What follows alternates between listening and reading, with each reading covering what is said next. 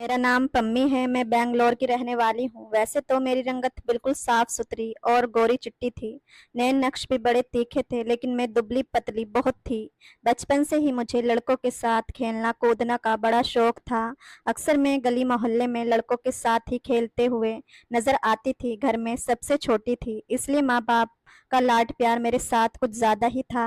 मुझसे बड़ी 3 बहनें थी जो कि शादीशुदा थी। मेरा ज्यादातर समय लड़कों के साथ ही गुजरता था, इसलिए मेरा पहनना ओढ़ना भी ऐसा ही था। मैं लड़कों की तरह ही शर्ट और जीन्स पहनती थी, सर पर टोपी लगाए रखती थी। हालांकि वॉलीबॉल क्रिकेट ये सब मेरे पसंदीदा खेल थे। मुझे पता ही नहीं चला कि कब समय गुजरने लगा और मैं 17 साल की दहलीज भी पार कर चुकी थी। 17 साल की हुई तो मेरी माँ ने मुझे जबरदस्ती घर पर बिठाना शुरू कर दिया। कहने लगी, लड़की हो तुम, घर पर रहा करो, शर्म नहीं आती, इतनी बड़ी हो गई हो और अभी तक मोहल्ले के लड़कों के साथ खेलती नजर आती हो। पैर देखे हैं तुमने अपने? नंगे पांव खेल खेल कर कितने बड़े बड़े हो गए हैं। मुझे तो लगता है तुम्हारे नाप की तो अब चप्पल भी मुझे मुश्किल से मिला करेगी। मर्दों की चप्पल लाकर देनी पड़ेगी तुम्हें। मैं शुरू से ही लापरवाह थी। माँ की बात एक कान से सुनकर दूसरे कान से उड़ा देती थी। माँ की डांट फटकार सुनने के बाद भी मेरा ध्यान बाहर खेले जाने वाले क्रिकेट मैच की तरफ था। मैंने मम्मी की विनती की कि बस ये आखिरी बार खेलने दे, लेकिन वह नहीं मानी। मेरा बाहर जाना बिल्कुल बंद कर दिया गया था। बस ये था कि मैं छत पर जाकर पतंग उड़ा लिया करती थी या बराबर वाले राघव की छत पर जाकर उसकी माँ से शिकायतें लगा लेती थी कि मुझे माँ ने घर में कैदी बनाकर रख दिया है। मेरा उठना बैठना चाल ढाल सब लड़कों जैसा था। तो राघव मुझे मुस्कुराकर देखकर कहता, कोई बात नहीं पम्मी, अब तुम बड़ी भी तो हो गई हो, अब घर पर रहा करो।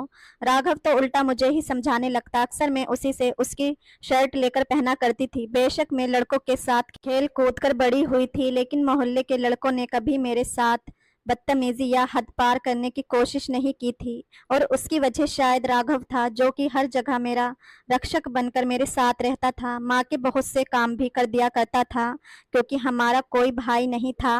पापा फौरन होते थे, 8 महीने बाद ही आते थे। जैसे ही मैंने 15 क्लास पढ़ी, मेरी माँ की सहेली ने मेरा रिश्ता अपने बेटे के लिए मांग लिया। मैं 22 साल की थी जब औरंगाबाद से मेरी माँ की सहेली ने अपने बेटे का रिश्ता मेरे लिए मांगा था। लेकिन जब मुझे मालूम हुआ तो मैंने माँ से साफ कह दिया कि मैं आपको छोड़कर दूसरे शहर नहीं जाऊंगी। मम्मी कहने लगी, तुम्हारी जो करतूतें हैं, मैं तुम्हें अपने पास ही शादी करवाकर बेइज्जत नहीं होना चाहती। अरे इतनी बड़ी हो गई हो और एक कप चाय का बनाना नहीं आता। वह मेरी बचपन की सहेली है, बिल्कुल बहनों जैसा आपस में प्यार है। वह तेरे सारे ऐब छुपा लेगी। और ये मेरी माँ की सबसे बड़ी गलती थी। खैर, मेरी शादी की तरफ कोई ध्यान नहीं था। अभी तक मेरा दिमाग बस खेल कूद में ही अटका रहता था। शादी से 10 दिन पहले तक मैं बाहर निकलने की तरकीब करती रही थी और छुप छुप कर बाहर निकल भी जाया करती थी। मेरी माँ मुझे जबरदस्ती खींच खींच कर घर में बंद करती कि शादी होने में 5 दिन बचे हैं और इस लड़की को चैन नहीं है। अरे दुल्हन इस तरह शादी से पहले ही इधर उधर भागती फिरे तो उसके ऊपर रंग रूप नहीं चढ़ता। और ये 5 दिन मैंने बड़ी ही मुश्किल में अपने घर में बैठकर काटे थे। आसमान में पतंगे उड़ती और कटती देखकर मैं सीधी दौड़ छत की तरफ लगाती थी ताकि वह कटने वाली पतंग मैं पकड़ लूं। खैर, मेरी बारात औरंगाबाद से आई थी। दिन के समय मेरी शादी हुई थी और रात की ट्रेन से ही वापसी का सफर भी शुरू हो गया। दुल्हन बनी घूंघट में मैं ट्रेन में बैठी बहुत बोर हो रही थी। मेरा पति पुनीत मुझे बार बार बड़े गौर से देख रहा था। मेरी सास औरंगाबाद में ही रहती थी, इसलिए यहाँ पर मेरा आना जाना ना होने के बराबर था। 3 साल बाद मम्मी की ये सहेली हमारे घर मिलने आती थी।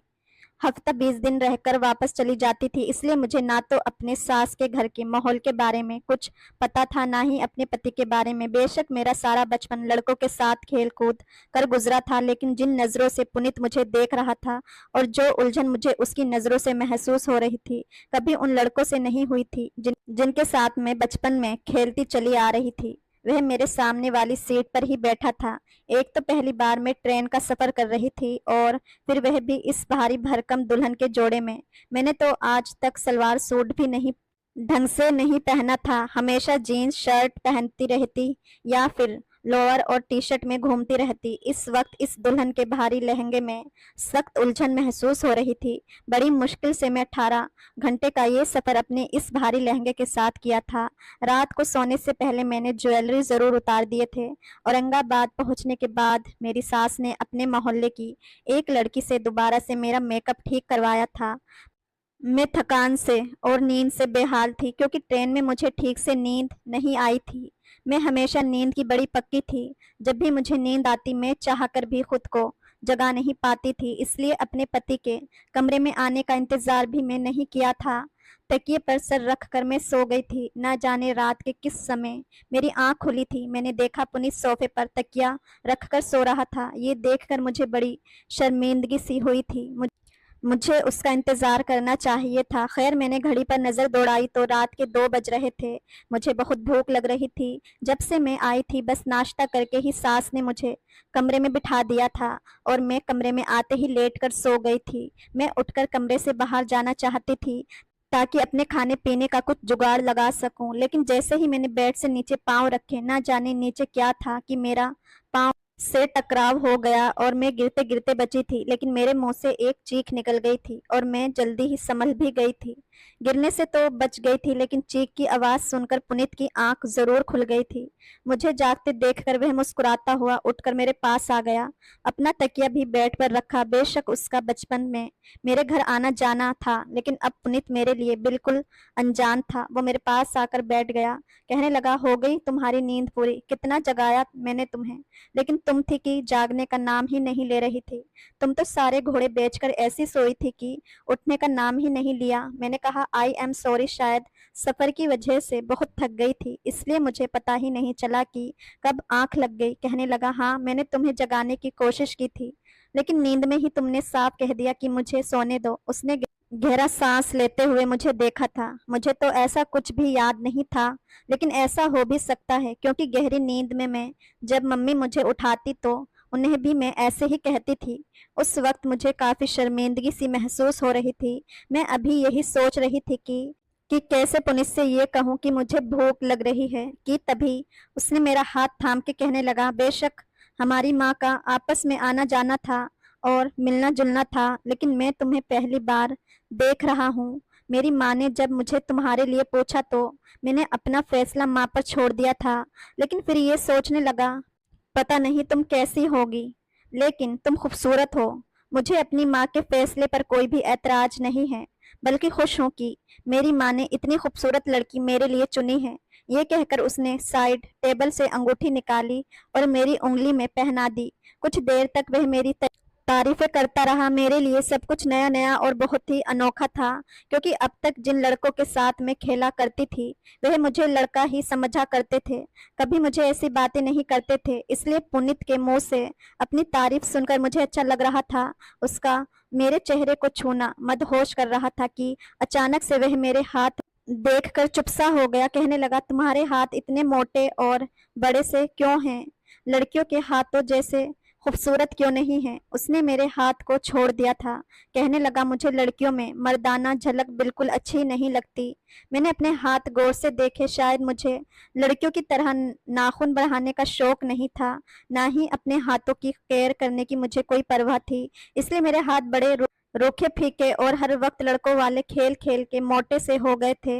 वह बेड से उठकर अलमारी के पास चला गया। अलमारी खोलकर उसने एक रेड कलर का ड्रेस मुझे थमा दिया। कहने लगा, जाओ इसे पहन कर आओ। मैं खुद भी इन भारी कपड़ों से तंग आ चुकी थी, इसलिए शुक्र किया।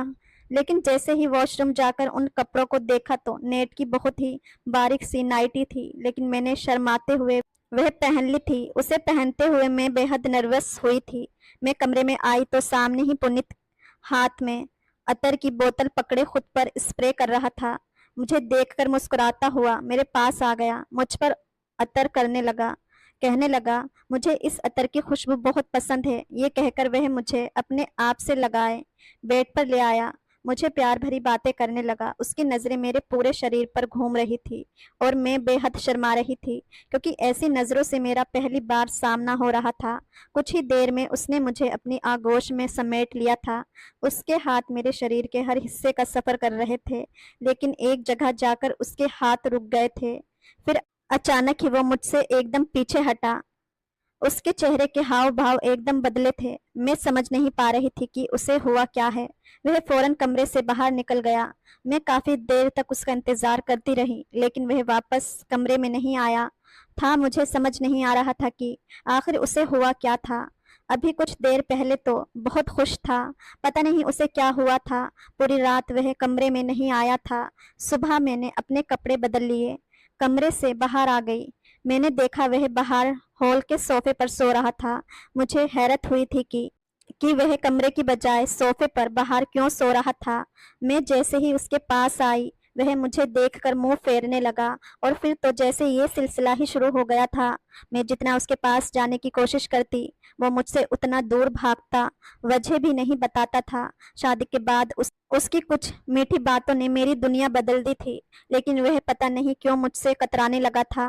काफी दिन गुजर गए थे, लेकिन उसका व्यवहार मुझसे नहीं बदला था। एक बार मैं तंग आकर उसके सामने खड़ी हो गई। मैंने कहा, पुनीत, आप मुझसे बात क्यों नहीं करते, क्यों मुझसे दूर दूर रहते हैं? तो वह कहने लगा, तुमने मेरे साथ अच्छा नहीं किया। मुझे अगर पता होता कि तुम ऐसी हो तो मैं कभी तुमसे शादी नहीं करता। मैं उसकी बात का मतलब नहीं समझी थी। मैंने कहा, आखिर मैंने ऐसा क्या कर दिया है? वह कहने लगा, तुम्हारे अंदर तो लड़कियों जैसी कोई बात ही नहीं है। तुम तो मर्दों जैसी दिखती हो। तुम्हारी चाल ढाल और शरीर की बनावट तक मर्दों जैसी है। ये कहकर वह कमरे से बाहर निकल गया था। शायद मैं लोअर और टी शर्ट पहनती थी, इसलिए वह ऐसा कह रहा होगा। क्योंकि मुझे शुरू से ही ढीले ढाले कपड़े पहनने की आदत थी, इसलिए मैंने अब तक अपने दहेज की फैंसी सूट तक नहीं निकाली थी। अब मैंने अपने दहेज की वह सारी ड्रेस निकाल ली और उन्हें पहनना शुरू कर दी, और अपनी सास के साथ मिलकर पुनीत की पसंद का खाना बनाना भी सीख लिया था। उसके सारे काम भी अपने हाथों से करने लगी थी। मैंने 3 महीने में ही खुद को एकदम बदल कर रख दिया था कि शायद पुनीत का व्यवहार मुझसे ठीक हो जाए, लेकिन वह तो किसी पत्थर की तरह बन चुका था। रोज रात को देर से घर आता और सोफे पर लेटकर सो जाता। मैं उसकी संगत के लिए तड़पा करती थी, उसकी मोहब्बत पाना चाहती थी। आखिर एक नेचुरल सी ख्वाहिश है मेरी। शादी हुई थी और वो मेरा पति था। पत्नी होने के नाते मैं पति के साथ हर रिश्ता कायम करना चाहती थी। पहले मैं जो हर चीज से लापरवाह रहती थी, अब पुनीत की पसंद में ढलकर अपनी पर्सनैलिटी तक खो बैठी थी। मैंने खुद को पुनीत की पसंद में ढालने की हर मुमकिन कोशिश करके देख ली थी, लेकिन वह ऐसे ही था, मुझसे अब भी बात नहीं करता था। एक रात मैं सो रही थी, मुझे चिल्लाकर बात करने की आवाजें आने लगी और शोर से मेरी आंख खुली थी। मेरी सास और पुनीत में बहुत बहस हो रही थी। मैं कमरे का दरवाजा खोलकर बाहर आई तो सास के कमरे की लाइट जल रही थी और कमरे से बहस करने की आवाज आ रही थी। मैं कमरे तक पहुंच गई थी, लेकिन जो बात पुनीत और मेरी सास के बीच हो रही थी, वह सुनकर मेरे होश उड़ गए थे। पुनीत अपनी माँ से कह रहा था कि वह दूसरी शादी करना चाहता है, और ये सुनकर तो मेरे पैरों के नीचे से जमीन निकलते हुए महसूस हुई थी। मेरी सास कहने लगी, खबरदार जो तुमने ये शब्द भी अपने जबान से निकाला। वह कहने लगा कि मैं पम्मी के साथ नहीं रह सकता। मेरी सास कहने लगी, क्यों, ऐसा कौन सा ऐब है मेरी बच्ची में? तुम्हारी खातिर उसने खुद को बदल कर रख दिया है। खाना बनाती है, तुम्हारे सारे काम करती है, पूरे घर को उसने संभाल लिया है। अपने पहनने ओढ़ने चलने फिरने उठने बैठने तक का तरीका बदल लिया है, और एक तुम हो कि तुम उस पर सौतन लाकर बिठाना चाहते हो। वह कहने लगा, माँ, मैं आपको नहीं बता सकता कि उसमें क्या कमी है। मैं क्या, उसके साथ तो कोई भी मर्द जिंदगी नहीं गुजार सकता, इसलिए मैं दूसरी शादी करूंगा। पम्मी कहे तो मैं उसे तलाक भी देने को तैयार हूँ, और चाहे तो मेरे नाम के साथ भी जिंदगी गुजारती रहे, मुझे कोई फर्क नहीं पड़ता। ये कहकर वह कमरे से बाहर निकला तो मुझे देखकर रुक सा गया था। मेरी आंखों से आंसू बह रहे थे। वो मुझसे नजरें चुराता हुआ वह कमरे में चला गया। मैं भी उसके पीछे कमरे में आ गई। मैंने कहा, आज मुझे बता ही दो, पुनीत की मुझ में ऐसी कौन सी कमी है जिसकी खातिर तुम दूसरी शादी करना चाहते हो? वो कहने लगा, खुद को आईने में देख लो, तुम्हें मालूम हो जाएगा कि तुम्हारे अंदर क्या कमी है। मैंने कहा कि वह तो मैं खुद को रोज देखती हूँ। मुझे नहीं पता, इंसान को हमेशा अपना सब अच्छा ही लगता है, लेकिन तुम बताओ क्या बुराई है मुझ में? कहने लगा, तुम्हारे अंदर औरतों वाली खूबसूरती नहीं है। लेडीज कपड़े पहनने से तुम्हारे शरीर की बनावट बदल नहीं जाएगी। कभी अकेले में शीशे के सामने खड़े होकर देखना, बिल्कुल सपाट मर्दों के जैसा सीना है तुम्हारा। तुम्हारे पास आते हुए मुझे ऐसा महसूस होता है जैसे मैं किसी मर्द के पास मौजूद हूँ और मुझे तुमसे घिन आती है। तुम्हारी संगत में घुटन का एहसास होता है। मुझे तुम्हें छूने से कुछ भी अच्छा महसूस नहीं होता और ना ही मेरे दिल के जज्बातों में कोई तूफान उठता है। तुम्हारे पास आने को जी नहीं चाहता। तुम्हें देखकर मेरा जी मतलाने लगता है। मैं तुम्हारे साथ नहीं रह सकता। मैं तो उसकी बातें सुनकर बेजान सी होकर बैठ गई थी। औरत की इससे बड़ी बेइज्जती क्या हो सकती थी। जिन शब्दों में पुनीत ने मेरी की थी, जो कमी उसने मुझे बताई थी, उसमें मेरा कोई बस नहीं था। जो इंसल्ट उसने मेरी की थी, मैं पूरी रात रोती रही थी। अगले दिन मेरी सास ने मुझे कहा कि जब से तुम्हारी शादी हुई है तुम मायके नहीं गई हो, तुम कुछ दिन के लिए अपनी माँ के घर चली जाओ। मैंने कहा, मम्मी जी, अगर मैं यहाँ से चली गई तो पुनीत तो दूसरी शादी कर लेंगे। ये सुनकर मेरी सास कहने लगी, मैं उसे समझाऊंगी। तुम उसका हर काम समय पर करके दे रही हो, इसलिए उसे तुम्हारी कदर नहीं है। जब तुम यहाँ नहीं होगी तो वह खुद तुम्हारी कमी महसूस करेगा, फिर उसे तुम्हारी कदर होगी। मुझे अपनी सास की बात ठीक लगी थी। मैं वापस अपनी माँ के घर चली गई। मैं पूरे 8 महीने बाद मायके गई थी। मैं पूरी तरह बदल चुकी थी। जब मैं घर आई तो अपनी माँ के साथ लग कर फूट फूट कर रोने लगी। मेरी माँ समझती कि मैं उनसे दूर रहने की वजह से उदास हूँ, इसलिए रो रही हूँ। अभी मुझे आए आधा घंटा ही हुआ था कि जब मोहल्ले के सारे लड़के जो मेरी ही उम्र के थे मुझसे मिलने आ गए। लेकिन मैं आज उनसे दूरी बनाकर मिल रही थी क्योंकि मेरी सोच बदल गई थी। उन लड़कों में एक लड़का राघव भी था। मेरी सबसे ज्यादा दोस्ती उसी के साथ थी। वह भी मुझसे मिलने आया था। मैं सबसे हंस हंस कर बातें कर रही थी, लेकिन दिल ही दिल में परेशान हो रही थी।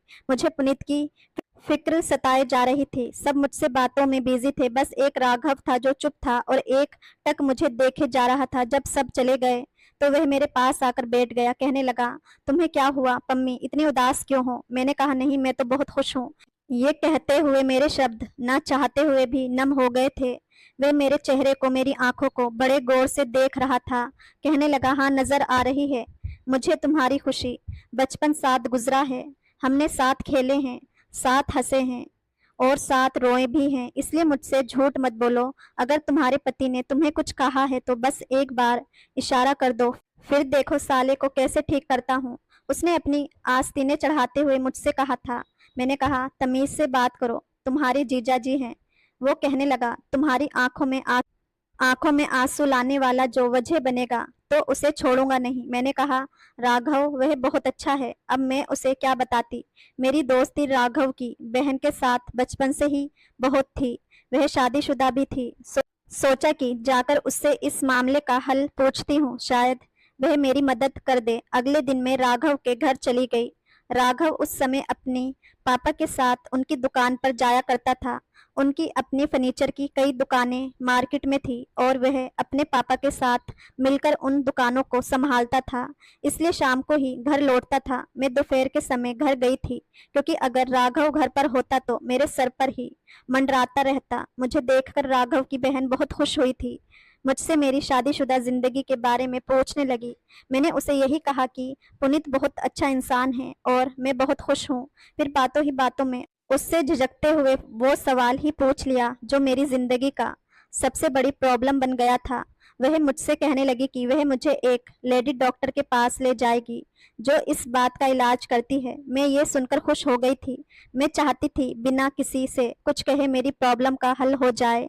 इसलिए मैं अगले दिन ही राघव की बहन के साथ उस लेडी डॉक्टर के पास चली गई थी। उसने मुझे कुछ दवाइयाँ दे दी और अच्छी खुराक खाने के लिए भी कहने लगी। मैं घर वापस आई तो फोन पर मेरी माँ मेरी सास से बात कर रही थी। मैंने माँ से फोन ले लिया और खुद अपनी सास से बात करने लगी। उनसे पुनीत के बारे में पूछने लगी। वो कहने लगी, मैं रोज उसे समझाने की कोशिश कर रही हूँ लेकिन वह मेरी बात सुनने को तैयार नहीं है। लेकिन तुम चिंता मत करो, मैं उसे मना लूंगी। तुम बस अपनी सेहत का ख्याल रखो। मैं बहुत परेशान थी। लेडी डॉक्टर ने जो मेडिसिन मुझे दी थी वह मुझे खाना खाने के बाद खानी थी, लेकिन सास से बात करने के बाद जैसे मेरी भूख खत्म हो गई थी। मुझे लगा था मेरे जाने के बाद पुनीत को मेरी कमी महसूस हुई होगी, वह मुझे याद करता होगा, लेकिन वह तो अभी वैसा ही था। मैंने कुछ ही निवाले खाए और अपनी मेडिसिन खा ली। उसे खाने के बाद मुझे अजीब सी बेचैनी होने लगी थी। सीने में दर्द की टीस उठने लगी थी। मुझे अपना सीना भारी भारी लगने लगा था। शायद मेरी प्रॉब्लम का हल यही हो ये सोचकर मैं वह दवा खाने लगी और उसे खाते ही मेरे पसीने छूटने लग जाते थे। मुझे घबराहट होने लगती, लेकिन पुनीत की खातिर मैं ये सब कर रही थी। एक बार मेरे नंबर पर पुनीत की कॉल आ रही थी। जब से मैं अपने घर आई थी, पुनीत की कॉल आज पहली बार आई थी। मैंने फौरन से फ़ोन उठा लिया। मुझे लगा शायद वह मुझे याद कर रहा होगा, इसलिए उसने फ़ोन किया होगा, लेकिन वो कहने लगा, तुम जो खेल मेरे साथ खेल रही हो, अच्छा नहीं कर रही। मेरी माँ मुझे तुम्हारी वजह से जायदाद से बेदखल कर रही है। मैं तुम्हें छोड़ूंगा नहीं। पता नहीं तुम जैसी मर्दाना लड़की ने मेरी माँ पर क्या जादू कर दिया है कि उसे सारे जहाँ की खूबियाँ बस तुम्हारे अंदर नजर आती हैं। अगर तुम्हें मेरे साथ रहना है तो अपना इलाज कराओ। मैं तुम्हें बस 20 दिन दे रहा हूँ, वरना तलाक भेज दूंगा। चाहे मेरी माँ मुझे उसके बाद घर से बेदखल कर दे, लेकिन तुम्हें भी बर्बाद कर दूंगा। ये कहकर उसने फोन बंद कर दिया और मैं ये सुनकर रोने लगी थी। बार बार पुनीत पुनीत कह रही थी कि मेरे साथ ये मत करो। जैसे ही फोन बंद करके पलटी तो मेरे पीछे हाथ बांधे राघव खड़ा था। उसे देखकर मैंने जल्दी से अपने आंसू साफ किए थे। कहने लगा, तुम्हारे पति का फोन था? मैंने कहा हाँ। कहने लगा, क्या कह रहा था और रो क्यों रही हो? वो उस वक्त काफी सीरियसली मुझसे पूछ रहा था। मैंने कहा, मेरे सर क्यों सवार रहते हो और बिना बताए मेरे कमरे में चले आते हो? तुम होते कौन हो मेरे कमरे में इस तरह मेरी बिना अनुमति के आने वाले? जाओ, निकलो। हर हाल में मैं उसे कुछ भी बताना नहीं चाहती थी, इसलिए मैंने उसे बड़ी खरी खरी बातें सुना दी थी। मेरा यूं गुस्सा देखकर मुझसे कहने लगा कि तुम छुपा नहीं सकती मुझसे कोई भी बात। मुझे अंदाजा है कि तुम्हारे पति का व्यवहार तुम्हारे साथ ठीक नहीं है। मैंने कहा, ये हम पति पत्नी के आपस का मामला है। तुम होते कौन हो मेरे बीच में बोलने वाले? भगवान के लिए मुझे अकेला छोड़ दो, जाओ यहाँ से। मैंने उसे धक्का देते हुए कमरे से बाहर निकाल दिया और कमरे का दरवाजा बंद कर लिया। सामने रखी अपनी मेडिसिन देखकर मुझे पुनीत की बात याद आने लगी। मैंने 2 टेबलेट निकाली और एक साथ खा ली। मैं चाहती थी मेरी समस्या का हल जल्द से जल्द हो जाए ताकि मेरा घर टूटने से बच सके, लेकिन वह दवा खाते ही मुझे पर इस कदर घबराहट सवार हुई कि उल्टियां शुरू हो गई। मेरी हालत बिगड़ने लगी थी। मेरी माँ मेरी हालत देखकर परेशान हो गई। मेरे पापा घर पर नहीं होते थे, बाकी सब बहनें अपने घर की थी, इसलिए मेरी माँ ने राघव को ही बुलाया था और उसी को साथ लेकर मुझे हॉस्पिटल लेकर गई थी। 4 दिन तक मैं जो खाती थी मुझसे डाइजेस्ट नहीं हो रहा था। लेडी डॉक्टर ने जब मेरी हालत देखी तो कहने लगी, ये दवा बहुत तेज है और उसके साइड इफेक्ट भी बहुत ज्यादा हैं। आपके गुर्दे भी फेल कर सकती है। इसी दवाई और इसी जाली डॉक्टर की पास जाकर अपनी जिंदगी बर्बाद ना करें। मैंने रोते हुए डॉक्टर को सारी बात बता दी। मेरी बात सुनकर वह कहने लगी, ये सब भगवान के हाथ में होता है कि वह इंसान को कैसा शरीर देता है, बल्कि इंसान के हाथ में कुछ नहीं होता।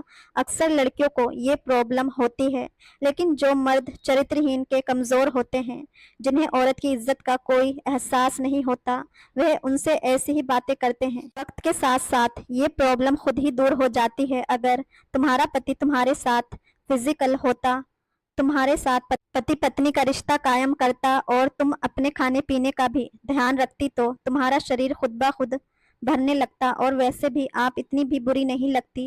यकीनन आपका पति दिमागी हरीश है या बहुत ही घटिया सोच का मालिक है। मेरी माँ भी वही मौजूद थी। ये बातें सुनकर माथे पर बल डाले सर झुकाए बैठी थी।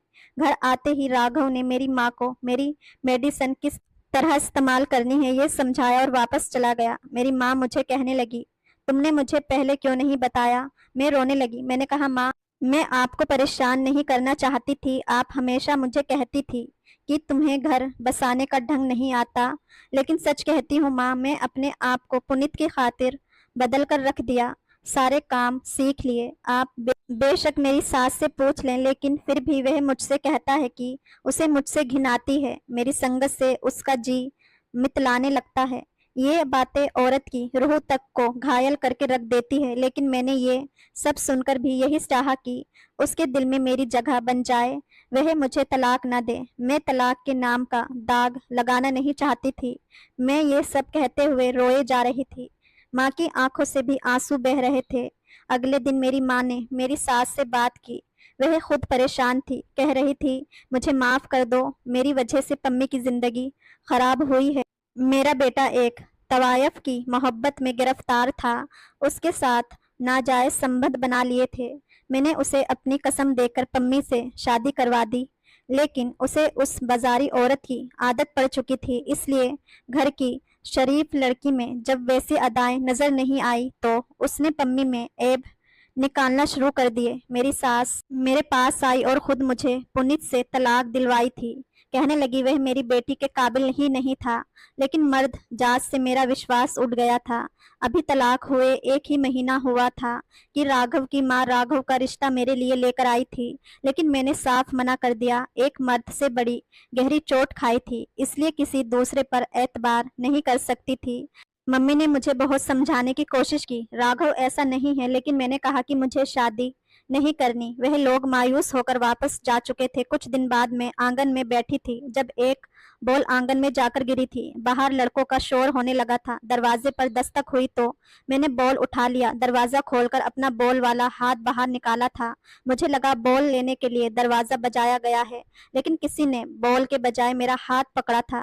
बॉल मेरे हाथ से छूट गई थी। मैंने दरवाजा खोलकर देखा तो सामने राघव खड़ा था। मेरा हाथ उसी ने पकड़ रखा था। वह शायद घर के अंदर आना चाहता था, लेकिन मैंने दरवाजा पूरा नहीं खोला था। मैंने कहा, राघव मेरा हाथ छोड़ो। वो कहने लगा, इनकार क्यों किया तुमने? मैंने कहा, ये मेरी जिंदगी है, मेरी मर्जी। वो दरवाजे को धकेल कर अंदर आ गया। कहने लगा, बुराई क्या है मुझ में? इनकार की वजह बताओ पम्मी। ऐसे ही, मैंने कहा, मुझे शादी ही नहीं करनी। वो पूछने लगा, क्यों? बहुत मोहब्बत है उस कमीने इंसान से, तुम्हें जो उसकी याद में अपनी जिंदगी बर्बाद करना चाहती हो। वो मेरी आंखों में गुस्से से देखते हुए कह रहा था। मैंने कहा, नहीं है, मुझे किसी से भी मोहब्बत नहीं, मर्दों से ही नफरत हो गई है। अपनी जिंदगी में किसी मर्द को शामिल करना ही नहीं चाहती। वो कहने लगा, उस आदमी की वजह से तुम ये झूठे बहाने बना रही हो। आज भी तुम्हें पुनीत से प्यार है, तभी इनकार किया है तुमने, वरना अपनी माँ के आंसू तुम्हें नजर आ जाते, अपने बाप की झुकी हुई कमर तुम्हें याद आ जाती, जो ये चाहते हैं कि तुम्हारा घर बस जाए, लेकिन तुम्हें सिर्फ पुनीत प्यारा है।